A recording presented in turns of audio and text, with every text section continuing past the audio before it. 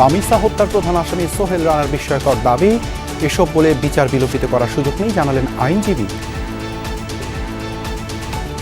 আমাদের প্রত্যাশা হলো মাননীয় ট্রাইব্যুনালের নিকট যে এই আসামিদ্বয়ের সর্বোচ্চ শাস্তি মৃত্যুদণ্ড হইবে।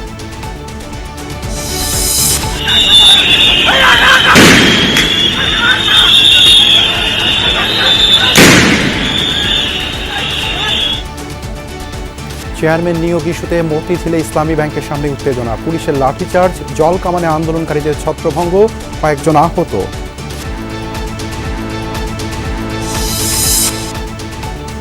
দেড় মাসের মাথায় জ্বালানি তেলের দর বৃদ্ধিতে মিশ্র প্রতিক্রিয়া, সরকার নিরুপায় বললেন প্রতিমন্ত্রী।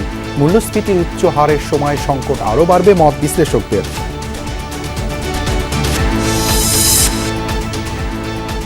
৮ দিনে ৬ নবজাতকের মৃত্যুর ঘটনায় মন্ত্রণালয়ের তদন্ত কমিটিতে ডেপুটি অ্যাটর্নি ফয়সাল সিদ্দিকী। হাসপাতাল ভবনে বেকারি অনুমোদনের বিষয়টি খতিয়ে দেখবে স্বাস্থ্য অধিদপ্তর। তদন্ত হবে ৩ দিনের ভিতরে, সেই তদন্ত রিপোর্ট ৩ তারিখের মধ্যে দাখিল হবে। এরকম একটি ঘটনায় স্বপ্রণোদিত হয়ে আমি বলেছি যে আইনগতভাবে যেন কেউ কোনো কারণে প্রকৃত অপরাধীরা যেন কোনো পার না পেয়ে যায়। চলে গেলেন বর্ষিয়ান রাজনীতিবিদ ও মুক্তিযুদ্ধের সংগঠক তোফায়েল আহমেদ। দীর্ঘদিন বার্ধক্যজনিত রোগে ভুগছিলেন, কাল ভোলায় জানাজা শেষে দাফন। মৃদু তাপপ্রবাহে সারা দেশে প্রচণ্ড গরম, ৩ দিন পর স্বস্তির পূর্বাভাস। হিট স্ট্রোকের ঝুঁকি থাকায় সতর্কতার তাগিদ স্বাস্থ্য বিশেষজ্ঞদের।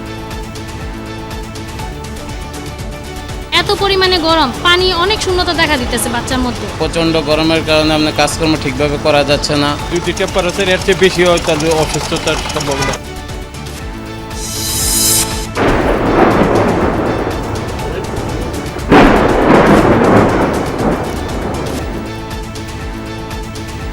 আরও ভয়াবহ রূপ নিয়েছে ইসরায়েল হিজবুল্লাহ সংঘাত, উদ্বেগ বাড়ছে আন্তর্জাতিক মহলে। যুদ্ধবিরতির নতুন প্রস্তাব যুক্তরাষ্ট্রে।